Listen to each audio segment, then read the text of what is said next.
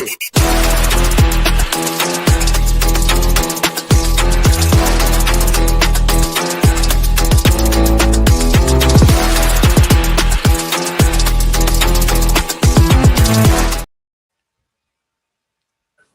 up, though? This is your boy Mike D, host of Wrestling from the 313, and we are back for our second episode this week. Yesterday, we had Courtney Wood on. Cool conversation, great episode. So if you didn't see it yesterday, make sure you check it out on YouTube. Real quick, this episode is brought to you by WSN, the Wrestling Society Network. If you have Roku, Apple TV, or Amazon Fire Stick, download the app. Check out all the cool wrestling content. You get to see independent shows, documentaries, wrestling cartoons. They even got shows off the 2K video game that they created. A lot of cool stuff on there. So make sure you check that out. And speaking of WSN, I want to give a shout out to Professor Bear. Tomorrow is his birthday. And not only that, on Saturday, he will be inducted into the Kentucky Commonwealth Pro Wrestling Legacy Hall of Fame. So shout out to him for that. And make sure you check out his podcast on Wednesdays also. So my guest is from Corsicana, Texas. He is a referee on the independent scene. Chris Smith, what up, though? Welcome to Wrestling from the 313. Hey, thank you, Mike D. I appreciate it. I'm glad to be here. I'm doing all right. That's what's up. That's what's up, man. We're happy to have you. And anybody that's watching, make sure you leave a comment, give a shout out. Got a question for me or Chris? Leave it in the comments. So Chris, definitely. So before we talk about your career, your referee career in the Indies, I always like to ask people, like, when did they start watching wrestling, and who were they fans of growing up? So, when did you start watching wrestling? Mine was before. I started watching whenever I was old enough to watch, whenever I was old enough to walk. I was actually physically in a wrestling ring before I was born. Wow. My mom and I lived in Von Erich territory. So that should tell you a lot.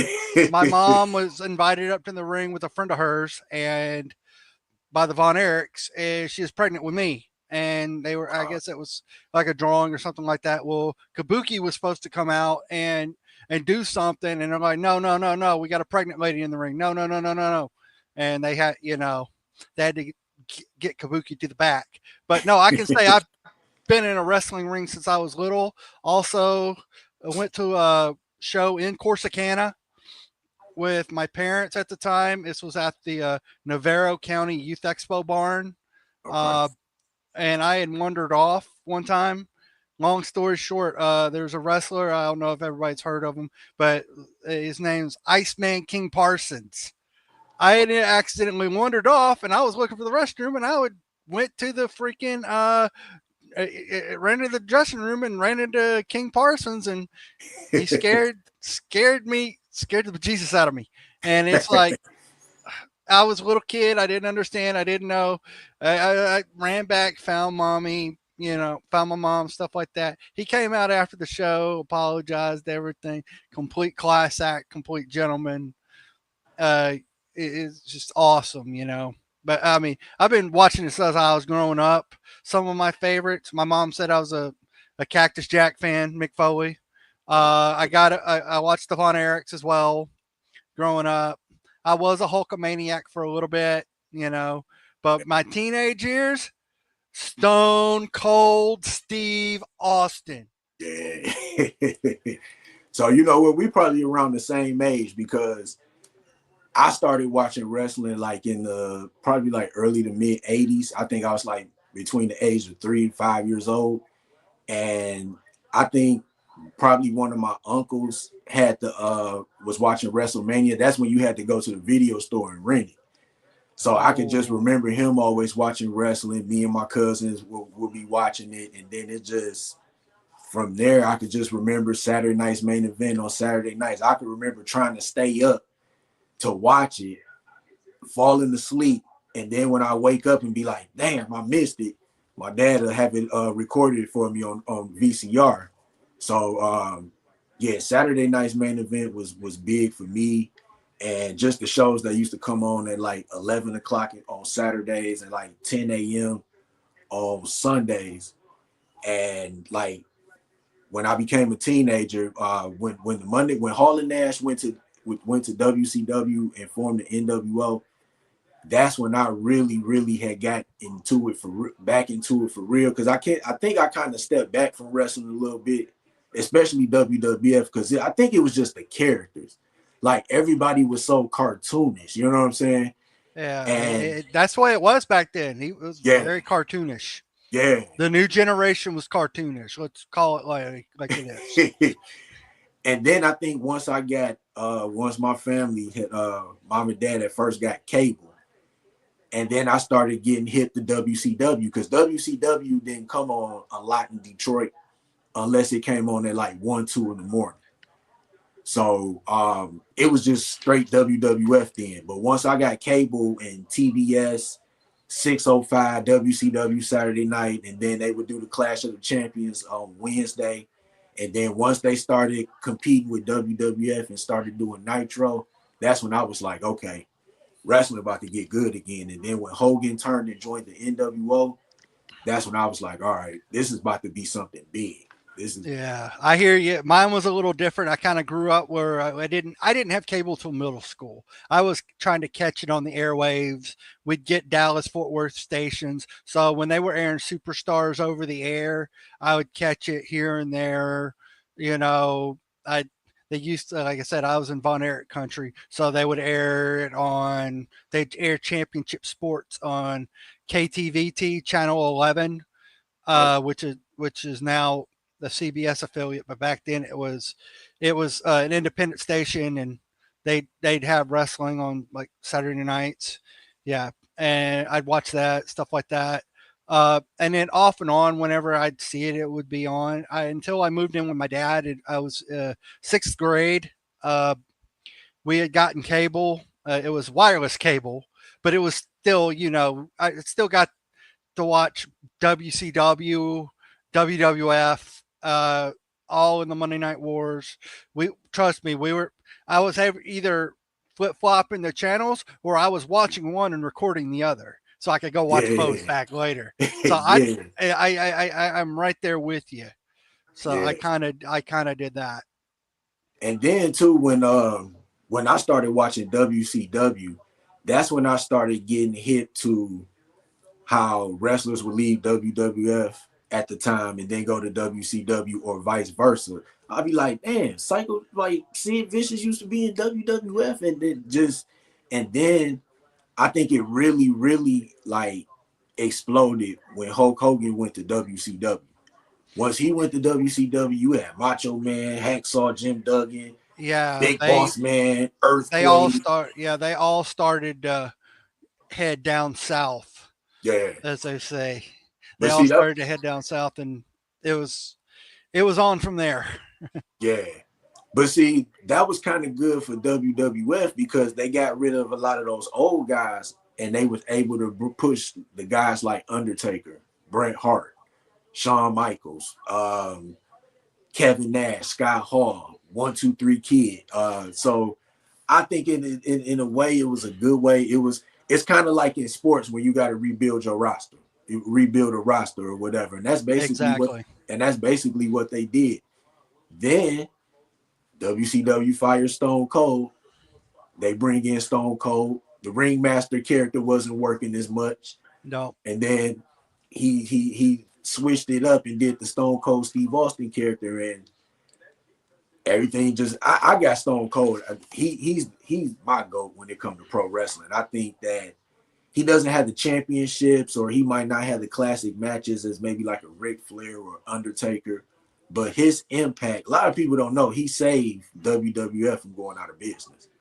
That whole Austin McMahon rivalry saved them from going out of business. It did, especially when you were competing with WCW and Monday Nitro. They were Eric Bischoff even brags to this day. I mean, he has his podcast is named 83 after how many weeks he kicked Raw's backside, and it's like yeah, it's like if it wasn't for Austin McMahon, WWE as it is today would not be where they're at. So I he agree. is that's why a lot of people put him on on their Mount Rushmore of professional wrestling. Yes. You know, he has had that impact in our industry to where, you know, it's warranted. There was a reason why he went in twice. Yeah. You know, Yep. not saying the others didn't. You know, he went in on his own, and then his match went in with Bret Hart this past year at WrestleMania. Yeah. Yeah. So there's a reason why Steve Austin has earned what he's earned. He's put in the work. He's and the results show for themselves. Oh yeah, most definitely. And yeah, like I said, I know I had seen a post on Facebook a while back. They were like comparing basketball players to wrestlers, and they compared Stone Cold to Michael Jordan, which he kind of had that impact. I would say that also Stone Cold was probably like the first wrestler to like surpass Hulk Hogan as far as like merchandise and stuff like that. Yeah, he sold a lot of merch, but I'm telling you, when Austin 316 was coined in '96, Yeah, that yeah, was the beginning, and I don't even see an end to it because people still buy his merch. oh yeah, it's Whether it's definitely. pro wrestling tees, WWE, they still buy it. I mean, And I think he's still one of the top sellers as far as like wrestlers, and he's not even wrestling anymore. no, he's not active. He had his last match with Kevin Owens Yeah, at WrestleMania 2 years ago.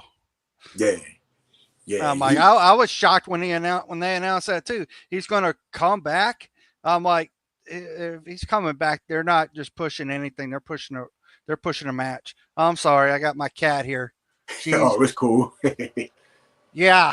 I got my cat from a fellow wrestler of mine, fellow wrestler that I know. She used to go by Angel Blue, but her name's Angela Armstrong.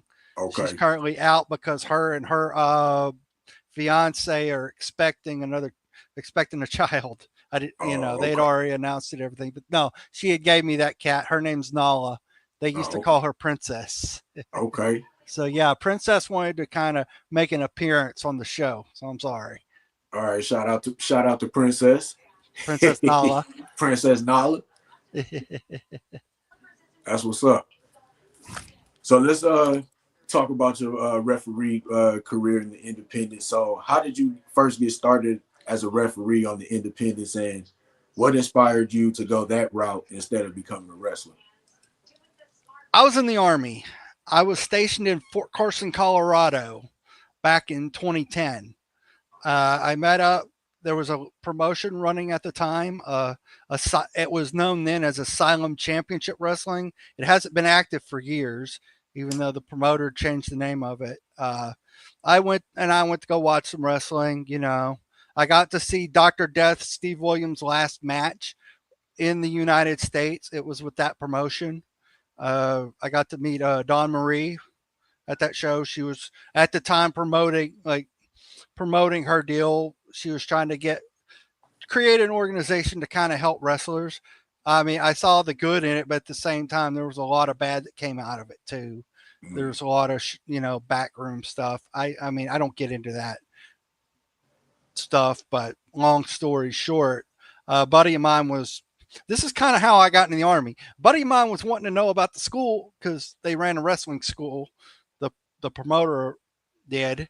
Uh, and wanting to know about trying to learn how to wrestle properly because they had went to some and some I guess some backyard school or something like that and had wrestled off and on. So I'm like, you know what, I'll tell you what, I'll look into this. I'll see if I get some information, get back with you, because it's always good if you're going to go into professional wrestling, regardless if you're doing it as a referee, announcer, valet, or manager or a wrestler yourself, you go get properly trained. okay. That's something I've always believed in. If you want to do something, do it right. Go get trained. Go get yourself educated so that way when you get in there and you perform, you know what you're doing. So I went to a student show, and believe it or not, me and this guy don't talk anymore. We've had a falling out. We still don't. But one of the guys at the school was a guy named Zane Morris. And he's probably somewhere in Oklahoma. I don't know now, but he was in Colorado Springs at the time. He was wrestling with them, everything, and living out of an office. But he was running the school. He was helping run the school with another guy. His name was Uncle Mikey Quinn. He also wrestled as Mr. Mayhem down in Texas All-Star Wrestling. Okay. Real good guy, Mike Boge. And then the promoter himself, a guy named Brandon Bishop, who learned how to wrestle here in up in Oklahoma. He went up to Oklahoma City. He got trained. They're the ones I ended up going myself to the school and getting trained because I had wanted to wrestle and stuff like that. I loved wrestling. I was doing the dumb stuff as a kid, backyard wrestling. I was doing that crap. I'm not going to lie. I even broke my arm in a wrestling match. I've got scars. I broke my arm in a backyard wrestling match that I was having in 7th grade at a basketball tournament. That's how crazy I was. So you could see that, I kind of learned my lesson. That's why I kind of advocate for what I do, because you get hurt and if you do stupid stuff.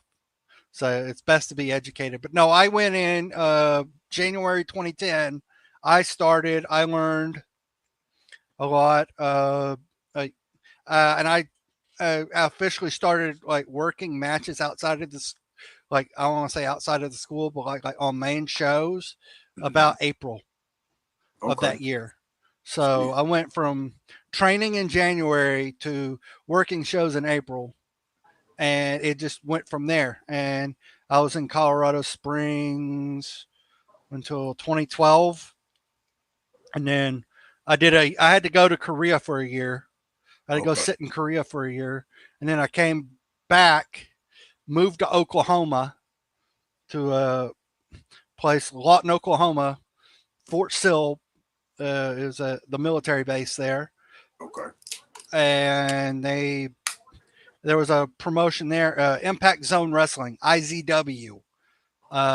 They ran a lot of weekly stuff on what used to be Go Fight Live. They were on what's now Triller TV, but it was Fight TV for a little bit. They were doing YouTube as well. And I got to work a lot of some names there. I got and work a lot of shows. I was on a lot of their main products, and I kind of went to IZW because the promoter at the time, John Zorthos or Johnny Z, the Natural Born Leader, he was friends with Brandon Bishop. They were real good friends. They trained together. They used to wrestle in Oklahoma together, that sort of thing. So they had a lot of history. So I kind of knew I'd probably be in good hands when I went down there. So that's why I went down there. And I did all that. And then eventually I moved to Texas, back to my home state, Wichita Falls, once I got out of the military. I was working shows wherever I could get booked at. The last major I don't want to say major, but the last promotion I know I worked for, there were like 3 of them, I guess, or several of them, but I know I worked for Advanced Pro Wrestling out of the Cleburne, Texas area. There was another one that's defunct now out of the Arlington, Texas area, Pele Pro Wrestling. Okay. The owners, like I'm going there, I'm closing up shop, but I got to work with some names from there. Met some guys. They were kind of in. I don't know if you've heard of the Independent Pro Wrestling Expo. Yeah. I was on their first show. First show. Cool. I was on their very first show. That's the show I got to sell merch on, or that's where I got to sell merch at for the first time. believe it or not. It's we'll get into that later, but I did that show during the pandemic in 2020. So, and that was in the first one was in North Richmond Hills. I was on another show like a few years later that they ran, but and then I've also done a few training shows for DFW All Pro. Like some of their training shows, I've worked with them. I've worked with SOAR, with Sir Mo for a couple shows. Okay. I worked a show down in San Antonio for Rudy Boy Gonzalez. I remember he's still training down there with TW. You know, he's running TWA, the former Shawn Michaels school. Okay. Yeah, he's still running that down there. And then I just, you know, I've kind of helped out. Like I didn't work as an official, but I kind of like one show I was security at Metroplex Wrestling, and then I was security one show at Sabotage Wrestling down in the Austin area. I mean, I didn't work as a referee. I wasn't paid, but you know, I was trying. You doing the things that you, even as a vet, you're trying to get your face, your name out there, stuff like that. You're trying to hustle. So that's, I mean, those last two were non-paid gigs, but mostly I've had the privilege to work with a lot of people who have had more than a cup of coffee in the in WWE, TNA, AEW, ROH, you name it. I know. I mean, I could list them off. I can name some. EC3. I've worked with him. You've probably seen him on AEW. Mortos, the Beast Mortos. Yeah. I worked him in EC3 in a match. And funny thing is, thankfully, I wear black tights underneath my pants. My pants ripped at the crotch. Oh. I was right in the middle of working that match, and my slacks ripped. And it's crazy. In IZW, I've worked with Al Snow. I worked a tag match with him. He's still the head trainer at OVW. The dude's like as old as he is, and he can still go. And that's just whenever I worked with him, he didn't look like he did now, but he was ripped. He was like jacked. Yeah. But no, I got to work with him.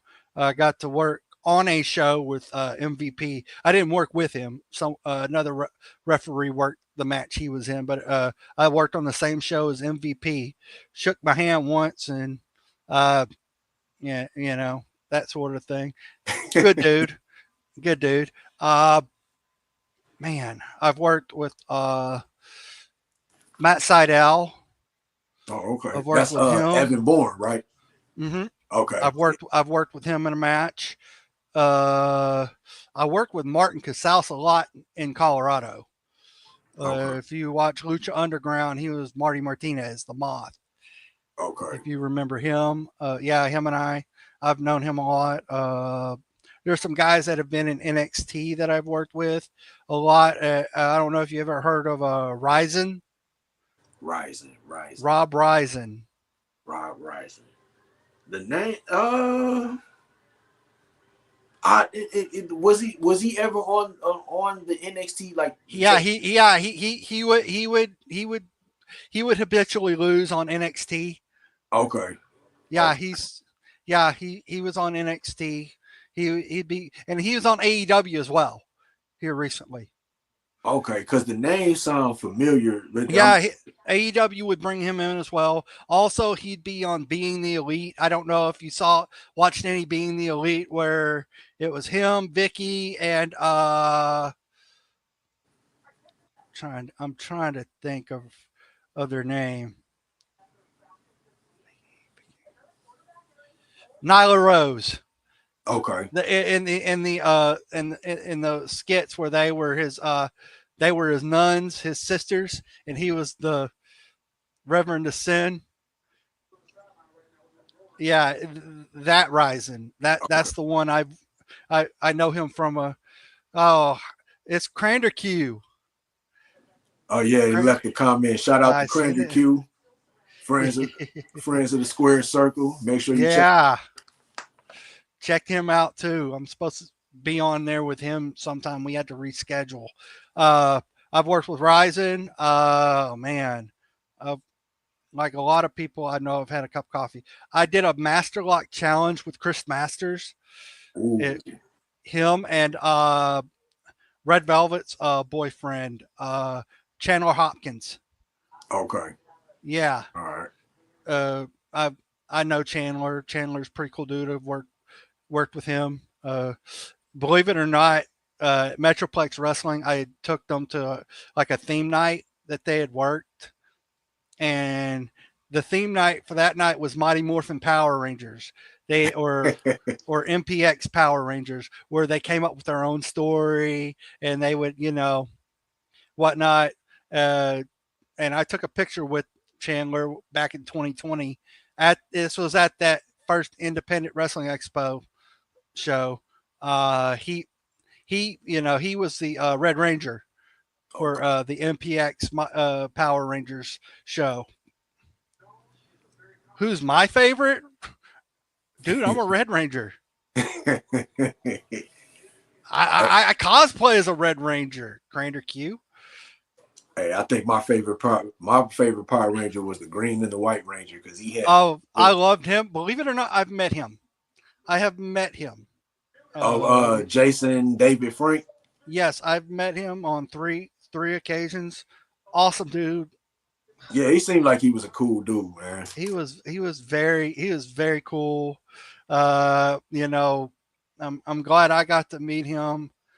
It was a funny story about him. The day he passed away, one of my former friends, one of the first things out of her mouth or to the group that we were in, because we were in her Discord, was, has anybody checked on Chris? Because it's kind of funny, her this friend of mine and I met through professional wrestling, whatnot. They stream on Twitch. They're big Twitch streamer, former AEW star too, and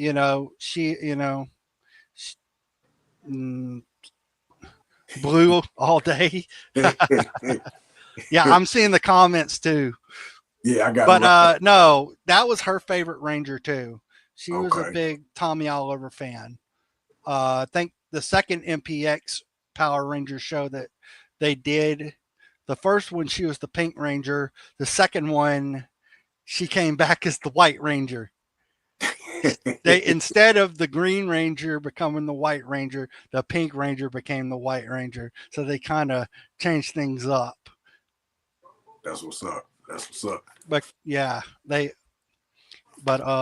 man, it's just no. When we lost him, I mean, that was hard. That was hard. I mean, it shocked the world, believe it or not. So yeah. It was like, yeah, it did. Yeah, but I mean, wrestling wise, kind of get back on track with wrestling. I've worked with him. I've worked with BK Rhythm and WoW. I don't know if you know her. She also goes by Killa Kate. And you said she works on WoW? WoW, Women of Wrestling. Her name there is BK Rhythm. She freestyles a lot. Okay. You know what? I watched WoW a few times, and it's pretty good. You know what I'm saying? It's cool that the women got their own promotion, and it would be cool if it was pushed a little more, but Yeah, I was watching it originally around the 2000s. They would, the first iteration of WoW, when they were pushing it on, it would be like on over the air, and it would be, syndicated stuff like that. It would, Yeah. I mean, I'd watch that. I'd watch a lot of stuff. Oh man.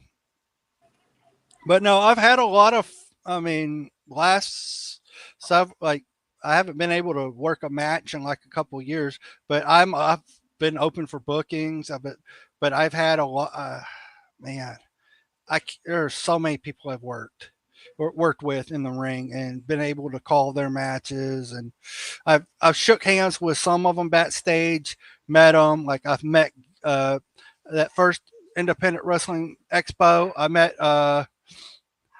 I met Gangrel backstage. I met another person. I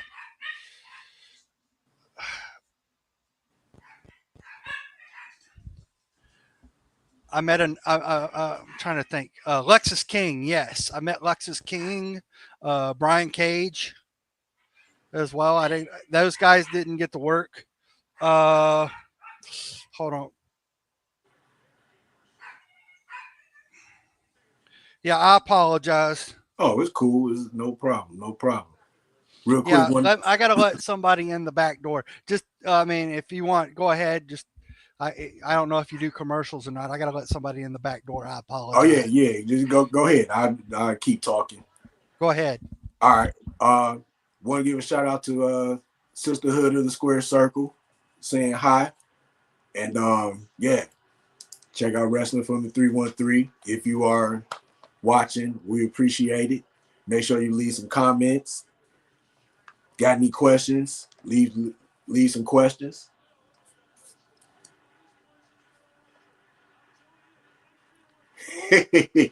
Crander Q's puppies. Crander Q, what's up with the puppies, man?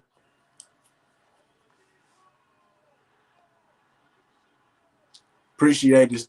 Appreciate it. Shout out to Sisterhood once again. Appreciate the plug. Hi. Yeah, I read that. I'm back. I am so sorry. I had Oh, to no let problem. somebody in. I had to let Oh, no somebody in the problem. house. Yeah. So many people. And then not only that, whenever I wasn't working, I met other people like, when I was did that, the non-paid gigs of Sabotage and like some people I've met their acquaintance, some people I've met and like got to meet them, got to know them in the wrestling business, stuff like that, Uh, so many people, uh, it's crazy. It's That's crazy. I mean, that's what's up. So, what's something fans might not realize about the job of a referee in pro wrestling? the job, it is like you have to know what is going on.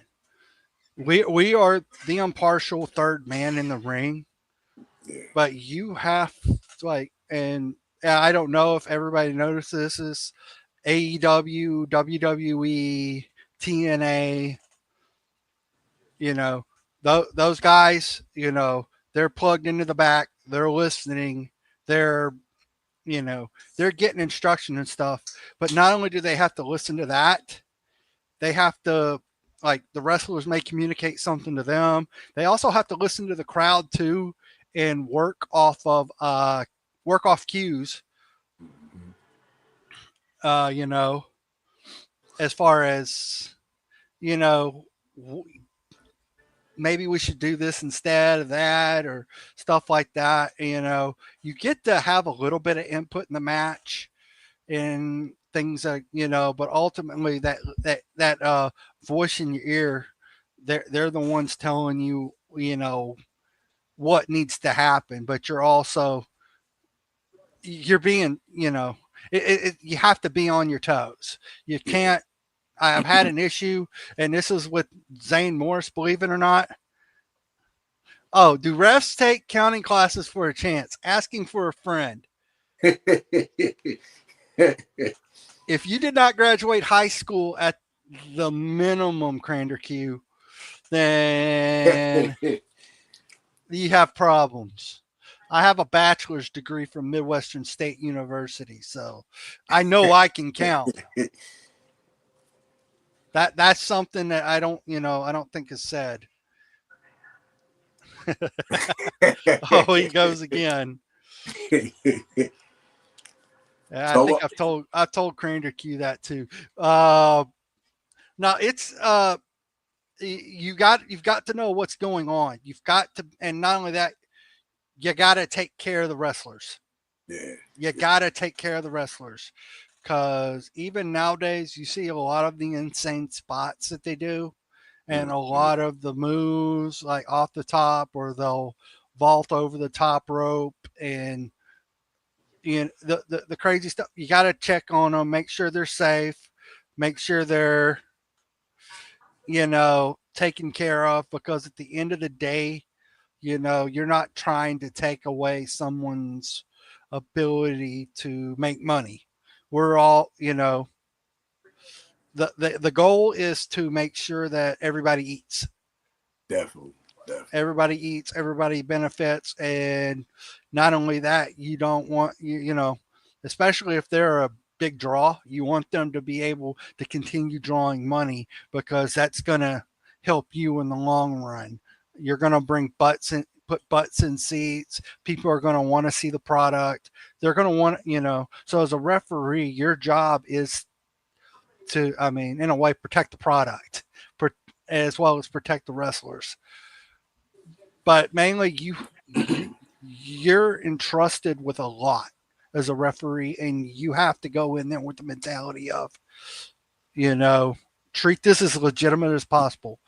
You have, you can't even laugh. Like, you have to have a poker face when you do this. Nothing can, like, you can show it, like wow, or you can emphasize what they're doing in the ring.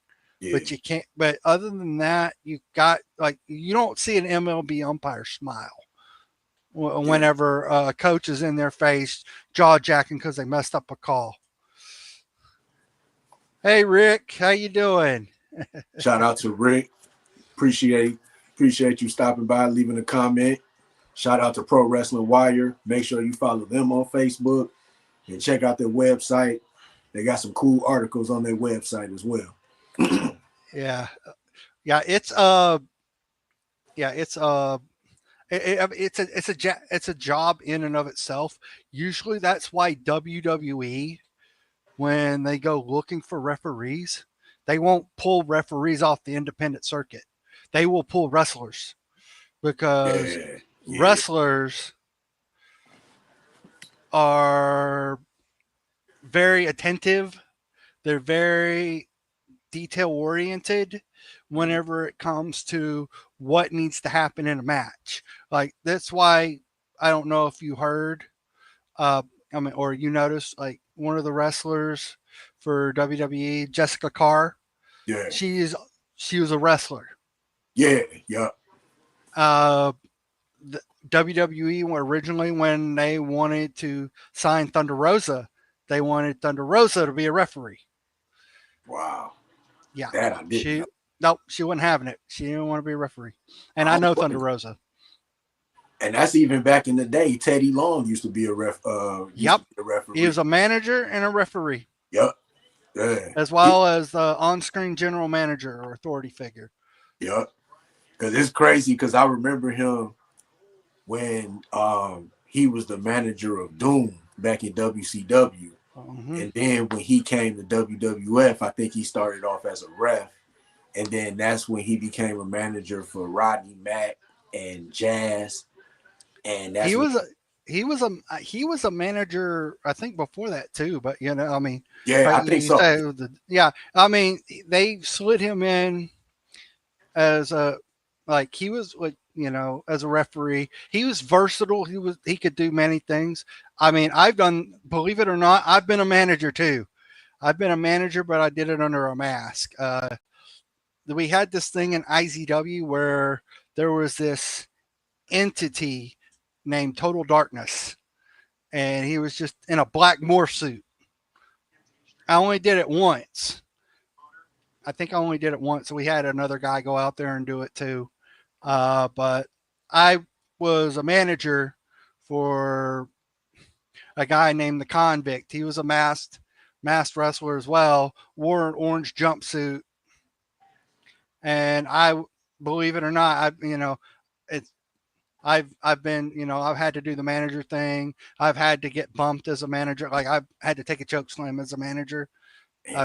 I've done it as a referee too. People have done that to me as well. So it's like, so real quick, whatever. just to I know you talk about training to be a referee and how you have to be, in the zone and basically on your stuff. What is the training like for a referee? Is it just as intense as training to be a wrestler? Yes, you have to train. Right. Everybody bumps. Everybody bumps. You Okay. have to learn as a referee in order to know where you're at in ring positioning and stuff. You first have to know, like, you got to know how to bump. You have to learn how to take the moves. You have to learn how to sell, what we call, selling, where you can evoke that emotion, where like he's like, oh, he's in agonizing pain. He just had, the lights, his lights put out or something, or almost put out. He's, you know, you have to sell, and the main thing we've been told is it's all in the face. That is free lesson right there. It's all in the face. Yeah. Uh, but you get trained as a wrestler. You go through wrestling training, and then as what, and then I mean, I still had to train to wrestle regardless. But I mean, I would get like little, here, there stuff in order to be a referee. Most of the stuff I caught on quick about. I Okay. caught on quick, because you watch and you see the guys on TV that have done it before. The big names: Earl Hebner, Charles Robinson, you name them. We grew up watching wrestling. We saw the third man in the ring. We kind of knew what they were doing. Even I see today a lot of kids, like, if they're playing wrestling, someone's gonna, count the pinfall. So Right. it's not that you don't know how to do that or anything Yeah. else. It's you don't know the underlying mechanics. You only know the bare introductory basics. Yeah. But no, I mean, because you see a lot of referees, they'll take a move, they'll get bumped, they'll get Yeah. thrown around, stuff like that. I mean, I had my first year. I was it was a steel cage match in Colorado Springs, Ooh. and I was a rookie ref, and Brandon Bishop was in this match. Believe it or not, fun times. Uh, he's coming down. I mean, like, he's in character. He is just pissed off, and I'm the one at the door. I guess supposed to let him. Well, I'm at one of the corners, but he comes down. He's like, he's coming towards me, and he just grabs me and throws me against the barricade. Like, I'm just near the ring. I'm near the ring. I'm not trying to get in his way. He's just like trying to demonstrate he's mad. He's angry. He doesn't care what's in his way. He's going after you and whoever's in the ring. So, I mean, it was a big thing for him to tell that story. I didn't get mad at him for it. And then there was another instance where, I mean, sometimes wrestlers kind of, but also it goes back earlier to what you're doing with telling the story and stuff. I took a match that I didn't like. I didn't know what was going on. I didn't know the finish, anything, and I also had an issue where I blacked out. And believe it or not, this was Zane Morris under a mask. He was this character named Z, and he worked under a mask, and he was against, and he was wrestling against these guys, that were a religious sect. They had altar boys and stuff like that. It was like a Protestant religious sect. So, and one of, and I ended up missing a pinfall for some reason. I didn't see it. I didn't count it. He got up. I mean, and this was a shoot. He got up, hit me, yelled, "Count it!" Count it again. I get down, count it. We get through the match because originally I wasn't supposed to be the referee for this match. There's supposed to be another referee, but I took charge. I stepped up because I understood the importance of, hey, we need this match needs to get on. The other referee's not paying attention like he should have been in the first place, and it would have been avoided.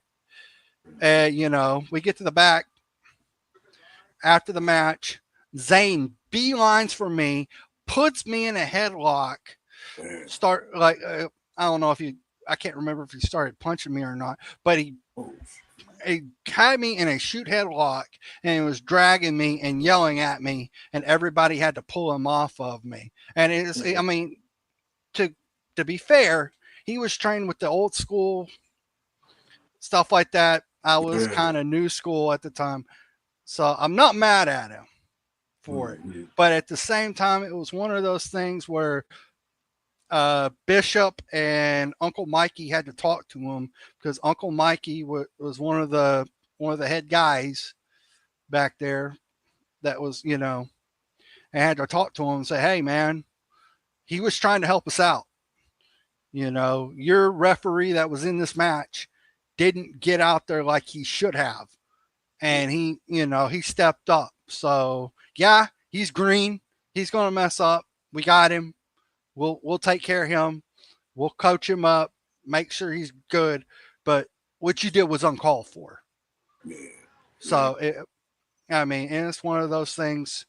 It happens, but it goes to say you got to know what's going on as a referee. You have to know what's going on. You can't just have a blank moment where you forget where you are or anything. You have to be invested in that match. Definitely. Yeah, because a lot of times, like when wrestlers are choreographing the match before the show, the referees are involved, correct? When they usually, the old school guys, they'll call it in the ring. Bottom line. Yeah. They'll call it in the ring because they trust each other. They've worked with each other so many times.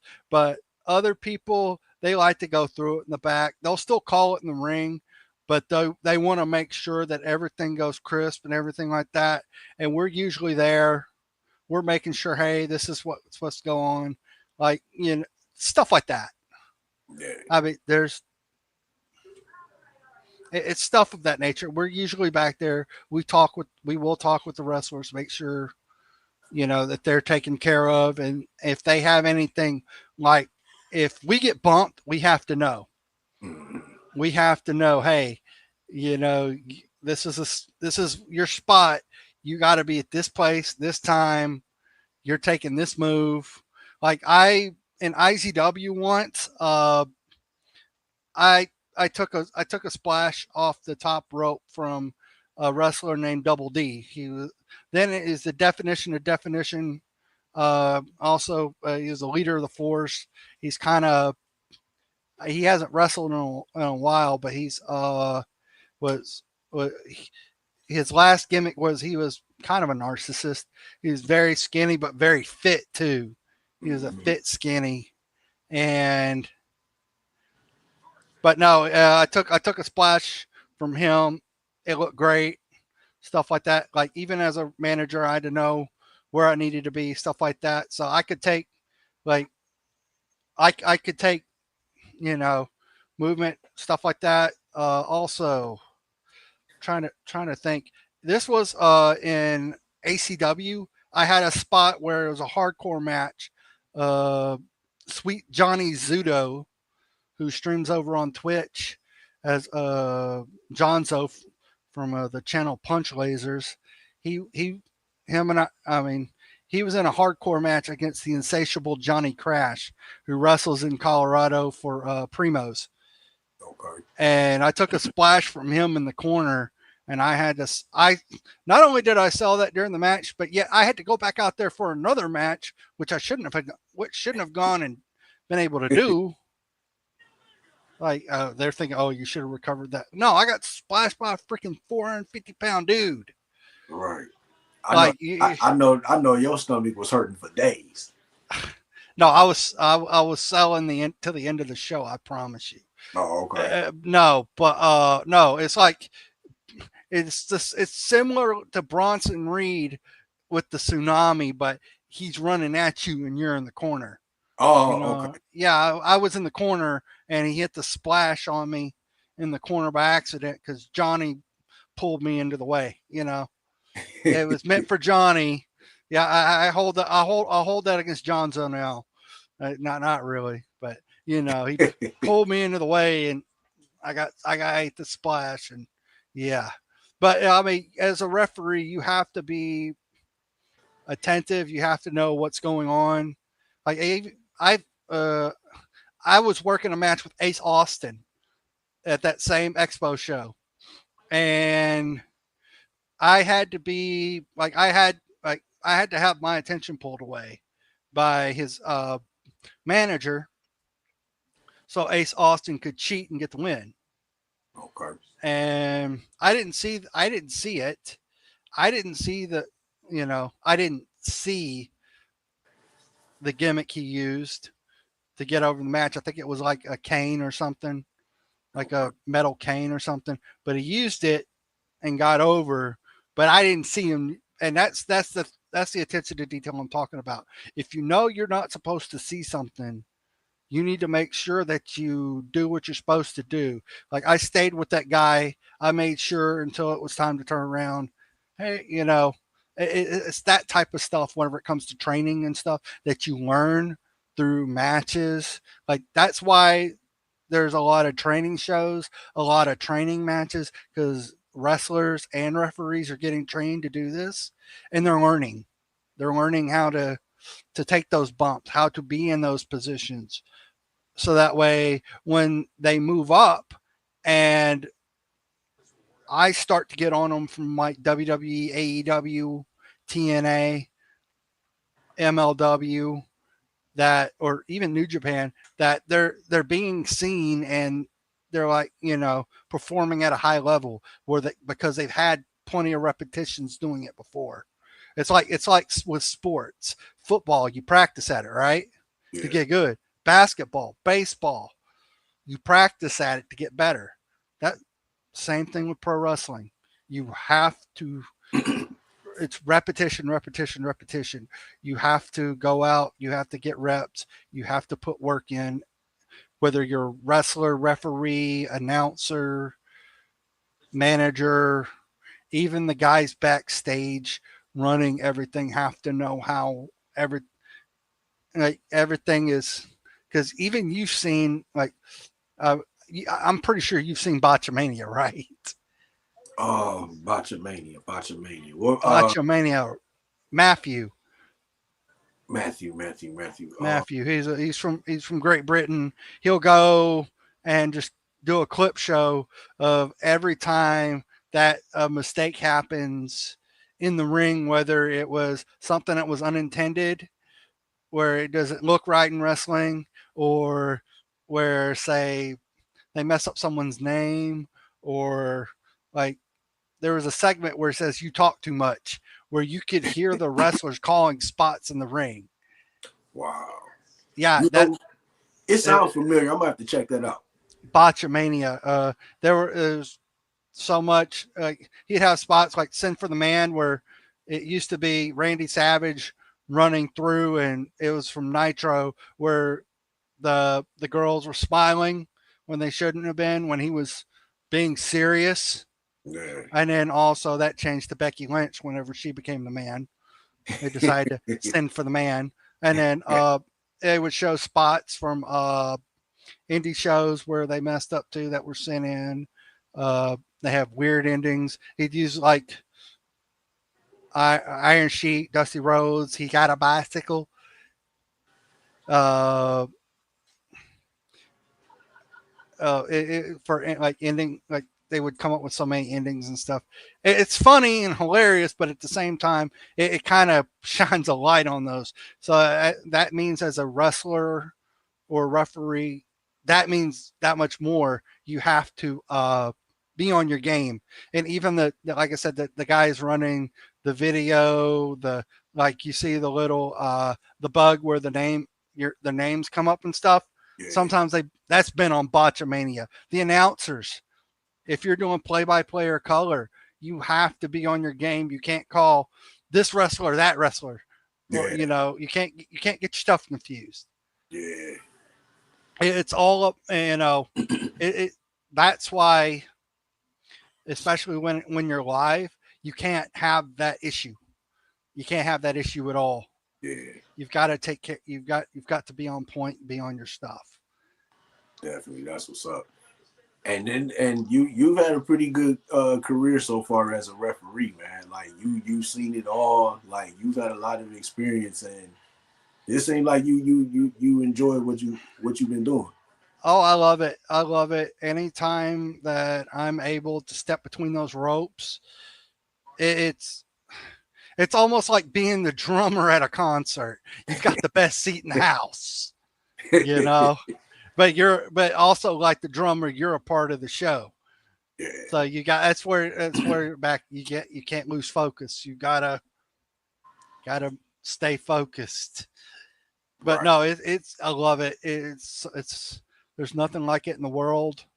I mean, I've I've coached baseball, I've coached football, I've coached junior high basketball, track, and that's great and awesome. And the rush from those, I mean, it's you get a pretty good rush, but being out there, going through that curtain, and just being there with the energy from the crowd, it doesn't matter if it's a small little crowd.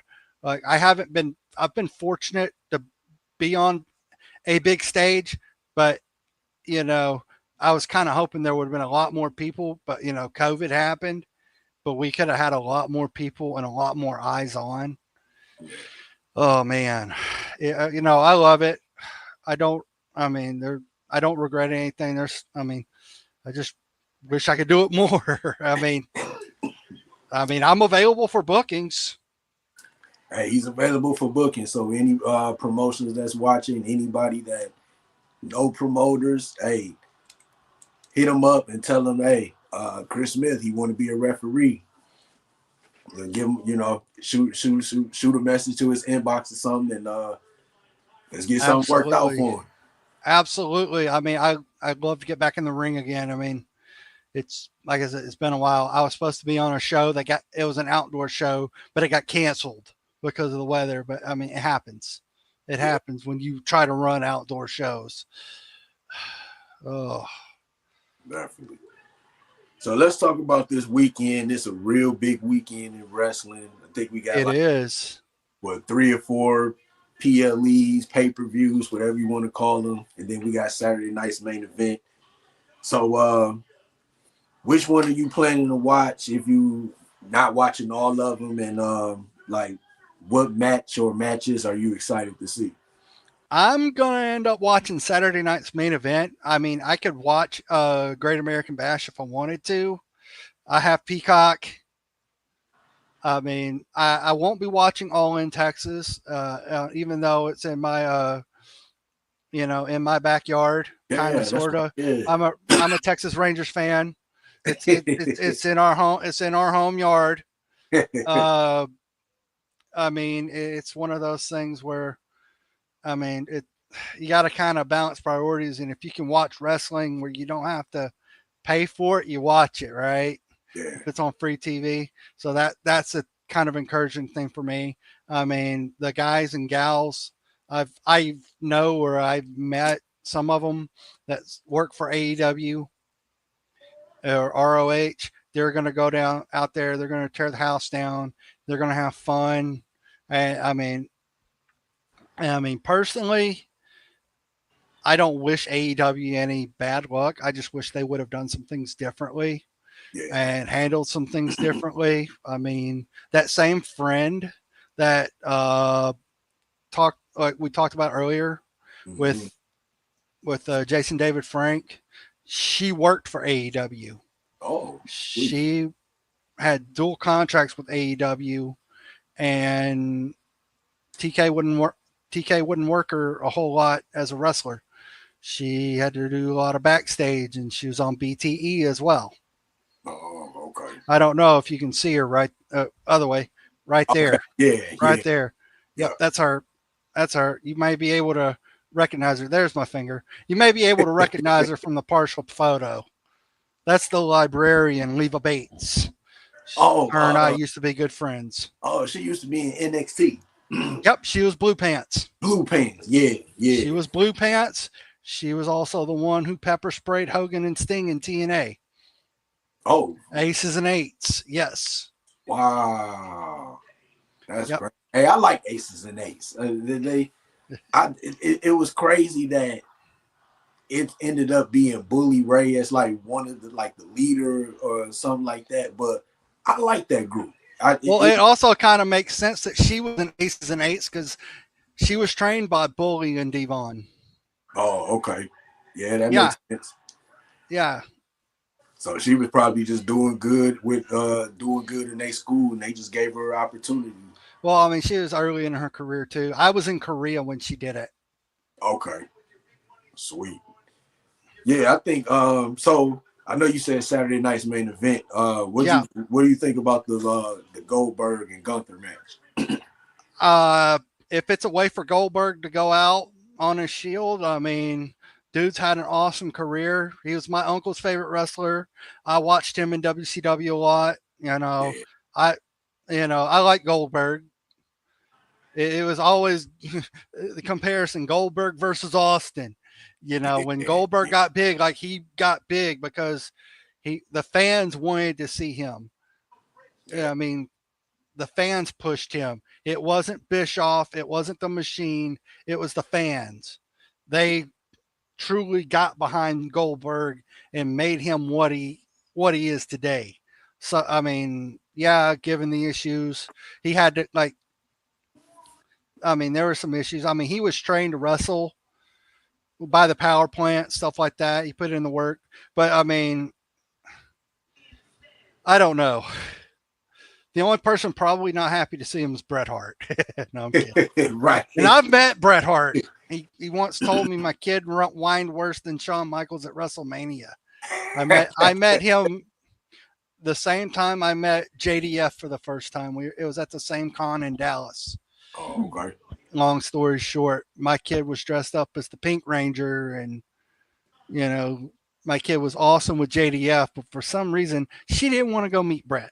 And Bret has daughters of his own, stuff like that. I'm like, kid, you're killing me. And her aunt at the time, she was alive with us and everything, kind of held her. And I went to go meet Bret and everything. I mean, I've had those photos on my Instagram and stuff where I've met him and like all that other stuff. Like I don't post as regularly as I should, but I try to post when I can those stuff. Yeah, but no, getting back to Goldberg, I mean, it's going to be an interesting match. It's for the World Heavyweight Championship, meaning if Goldberg wins, does he pull a John Cena and win wrestling, or does he say, "I'll tell you what, let's see if we can keep this rolling"? It's one of those things where I mean, we know Goldberg's 58 years old. I mean, even Crazy Ric Flair had a match in the 70s. Yeah. There's an age limit on these things. I agree. And we like in the business, we like to say we have something called a bump card. Okay. Like where your body can only take so many bumps in a lifetime through a career. And it's like a credit card. Once you max it out, you can't put more, you can't pay more to it to get more back. Like it's prepaid. Once it's gone, it's gone. Your part, it's done. And I don't know if you've heard this before, but every time we take a bump, it's like a slow speed car crash. Yeah. So it's like every time we hit the mat, our backs hit the mat, our backs hit concrete on the floor because we want to expose the concrete floor under the mats, or anytime we take a solid bump in the ring or anything like that, that's a charge on the bump card. And Goldberg, he's been fortunate. He hasn't wrestled in a few years. I know he came back, had a run with the Universal title, stuff like that. Yeah. But I mean, he's been fortunate because he hasn't been on the road and wrestling a normal schedule. So it will remain to be seen what happens. But I mean, if he goes out on his shield, then it's respectable, you know, that hey, Gunther's the guy to, you know, retire him. Kind of like, you know, even though Undertaker didn't necessarily go out on his shield like he, but you know what I mean? Yeah. After he lost the WrestleMania record, because he came back a couple of times and stuff. Yeah. But you know, usually in our business, when you go to retire, you you do the job, as we say. You're looking up at the lights, you're losing the match, stuff like that. So like I said, if it's interesting, and our business is considered honorable to do that. Yeah. Because it's a sign of respect. Yeah. You know what? For this Goldberg and Gunther match, for some reason, just a part of me feel like Goldberg is going to win. But, and I still stick to this, but if Goldberg wins, I think we see a Seth Rollins cash in. You could very well see a Seth Rollins cash in, and that might. I mean, the dynamics are there. Seth has kind of feigned cash-ins on John Cena, and you know, he's kind of hinted at Gunther as well, or even with Jey Uso. When Jey Uso was champ, he kind of hinted, "Hey, if you're champ, I'm coming after you." But what's funny is from the last pay-per-view in Saudi Arabia, I've met Chuck or Charles Robinson before. I've met him a couple times after shows. Kind of because he's instrumental with the ring. He works on the ring and stuff. I've talked to him a couple times. I'm also in a group with them called the Reference, which is a bunch of referees. We're all over. Like this was started by referee MJ Bell. It's a Facebook group. We're all a bunch of referees in there. We learn from each other, stuff like that. We network, you know, stuff of that nature. But Chuck had a moment where he got his first WWE trading card, and that was when he was supposed to like Seth Rollins was coming down to try to cash in during the CM Punk John Cena match, and you see John Cena came around and gave him the shoulder tap. Oh yeah. That's where he got his Topps card. For sweet. WWE, believe it or not. So no, I mean that was pretty fun to see. Even little Nate at his age, he's still taking, you know, still able to take bumps, but we refs don't get bumped around a lot, but it goes to show you too. He stays in shape and everything. Definitely. Yeah. But yeah, but getting back to Seth Rollins, a Seth Rollins cash in, it could be likely. You could see that. I'm not saying you couldn't. Anything can happen, right? Yeah, definitely. And then I think I see Seth Rollins cashing in if Goldberg wins, and then I think that sets up Seth Rollins and Gunther for SummerSlam. It could very well. I mean, if it sets it up and then that's the way they're going. I mean, we already know what's happening on the WWE Championship side with John Cena and Cody Rhodes. Yeah. I've had the pleasure of meeting Cody while Leva worked for AEW. Oh, cool. Yeah, I was. Long story short, I was up in Garland. This was before I got hired on up there. I used to live in Garland too, where they do the shows at Curtis Caldwell. Mm-hmm. And I was trying to get on as an extra, stuff like with AEW. So, and Cody had pulled up and everything. So I'm like, I had a conversation with him a little bit. So, I was trying to get on, told him, he's like, and at the time he's EVP, but he didn't have any pull because Tony Khan pulled back all that power from the Bucks, Kenny, and Cody. Yeah. He in his eyes, he reined him in, mm-hmm. Like if it was Cody and he had the pull, I would have been backstage that night. and they would have found something for me to do. But he's like, no, I don't have anything. Just, tell you what. And they gave me, he's like, he wanted to give, like, do you have QT's email? Because QT was running that portion of like the extras for the time. He's like, yeah. And like, no, I don't have it. But I told him I knew Leva. And he's like, you know Leva? Yeah, I know Leva. So like, hey, ask Leva to give that to you. And that around that time, she was like right directly under Brandy for her backstage role. Oh, She was, sweet. yeah, she was integral with AEW heels, helping Brandy get that off and started and Yeah. stuff like that. Outside of her wrestling as the librarian, which, like I said, she didn't really get to do much when we talked about AEW and their event this week and whatnot. But no, I've met Cody. But yeah, it's one of those things where SummerSlam, it's shaping up to be a big event, and not only that, they have to have two shows. Yeah. Yeah, there are two title matches because it's 2 nights. Yeah.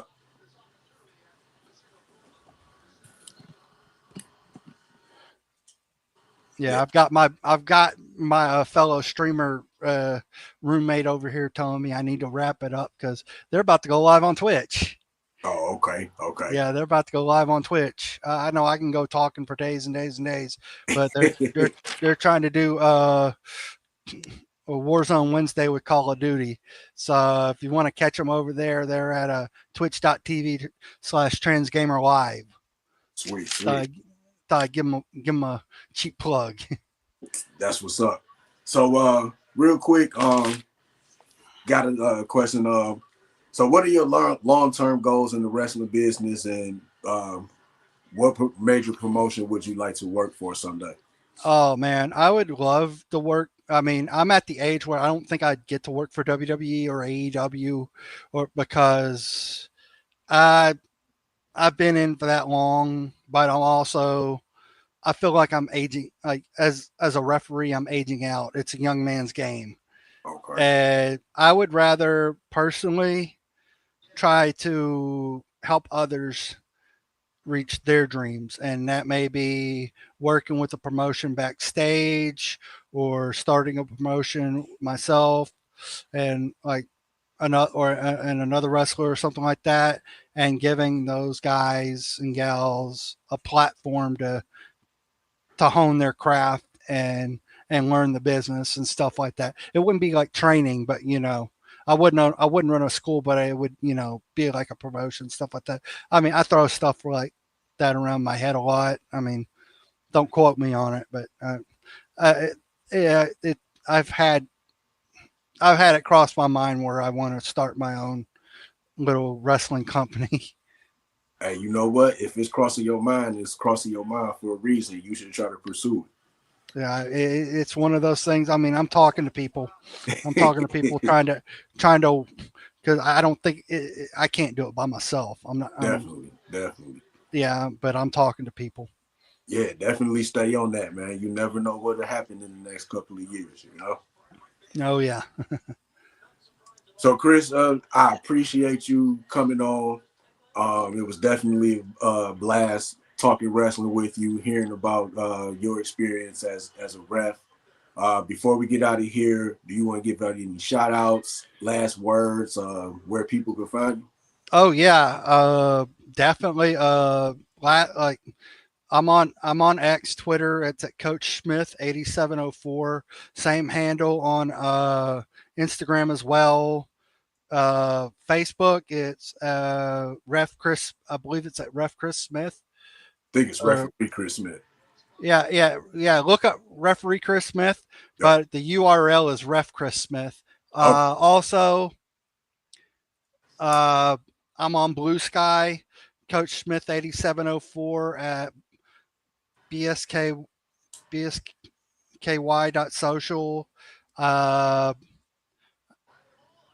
I don't give out my TikTok because I don't post a lot of TikToks.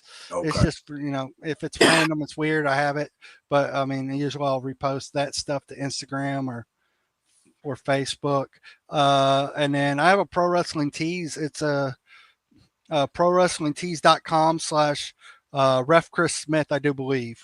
Okay. I do have a merch store, t-shirts. I've got a kid I need to support. So any a kid, 2 dogs, 2 cats.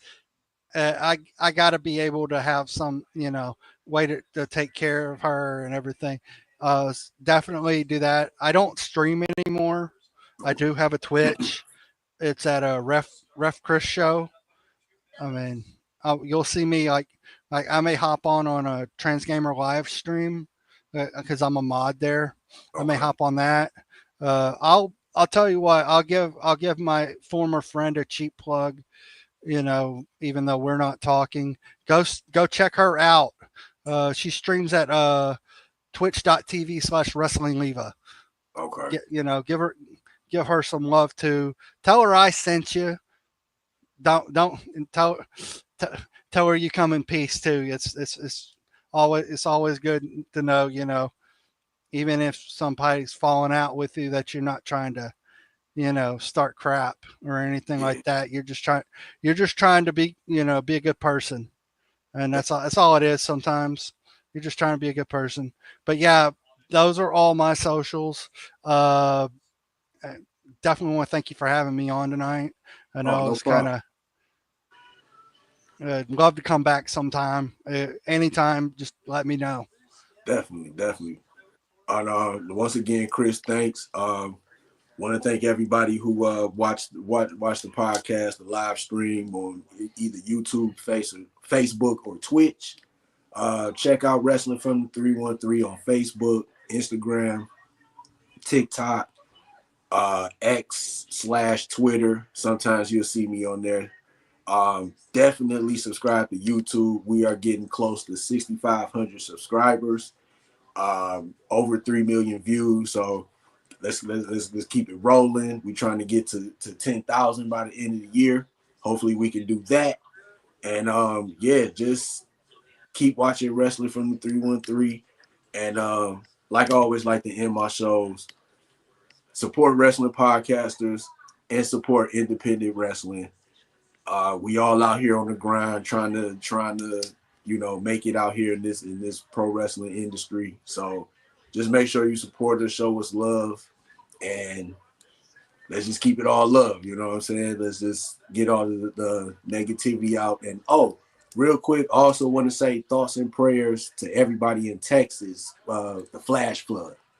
Thank you. Yeah, I had a buddy of mine that I served with that went through and was trying to help look for survivors and everything like that. So it's pretty humbling. He's from that area, the Kerrville Comfort area. Right. So yeah, it's very sobering and definitely and also if you can help, I know I saw on Bailey's Instagram. I don't know if she's still doing it. She's auctioning off some of her gear. Go look at it's me Bailey. Definitely get on that. There's a lot of people you can donate. American Red Cross, whoever has disaster relief. Look out for the. Make sure you don't get scammed or anything like that. Watch out for the scammers out there. Look, make sure they're legit. I just know I remember Bailey was doing that one auction to help out. Sweet. Yeah, so it's definitely a lot of people lost their lives. So definitely, just want to send thoughts and prayers to Texas. Hopefully the water goes down and this people can go back to some type of normalcy. Yeah. The floodwaters have receded. It's just looking for survivors and trying to rebuild. That's what's mainly going on right now. Right. And at this point, I don't even know if there's any survivors left because, but we're trying to reunite families the best we can. That way they can make plans. And I'm not personally doing it, but I know my buddy was doing it and there are others down there trying to make sure that those reunions happen so that way they can have a little bit of closure. and everything like that. I mean, it's sad and horrible that it happened. You know, we're just doing the best we can.